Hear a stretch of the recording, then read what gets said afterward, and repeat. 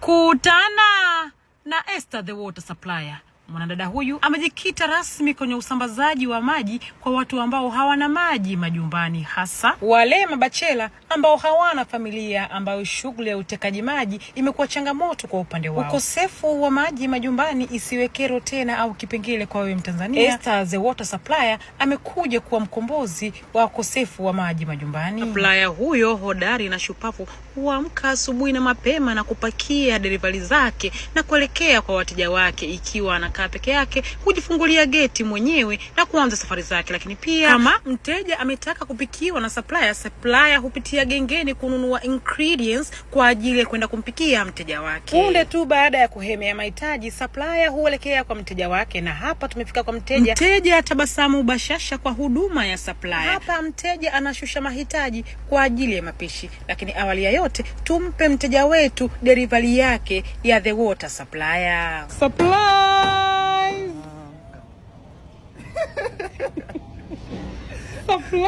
Tabasamu bashasha kutoka kwa mteja wetu Msukuma aliyeoda dumu 4 za maji, na mimi kama supplier nimemletea kwa wakati, lakini si tu kumletea maji, ameoda na huduma ya kupikiwa. Twende jikoni tukampikie mteja wetu. Mteja huyo ambaye alitoa oda ya ndizi Bukoba za buku 3 na nyama robo alifurahia maridhawa maandalizi na mapishi ya chakula hicho, lakini si mapishi tu, hata huduma ya usafi wa ndani supplier anaweza kukupa kama chombeza. Tanda cha mteja chaonekana kuchachamaa. Hii inadhihirisha kwamba mteja si haba, Simba na Yanga walizichapa barabara uwanja huu. Stadi na misingi ya kazi ya supplier inasema kwamba chumba cha mteja ni siri ya supplier. Yaani anayoyakuta kwa mteja supplier anayaacha pale pale kwa mteja. Punde tu baada ya usafi unasema mashallah, supplier jiko analijua. Zangu 30 tu na kutolea kitu roho inataka, roho inapenda. Na hilo ndo tabasamu la mteja wetu baada ya kupata huduma yetu ya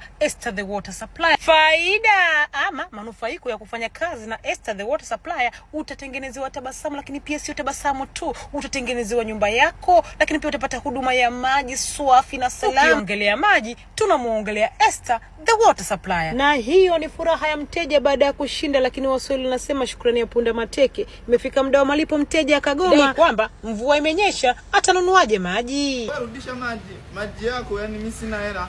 Chukua maji yako, si mvua imenyesha. Huduma ya usafi na mapishi umejitolea, ni mgonjwa.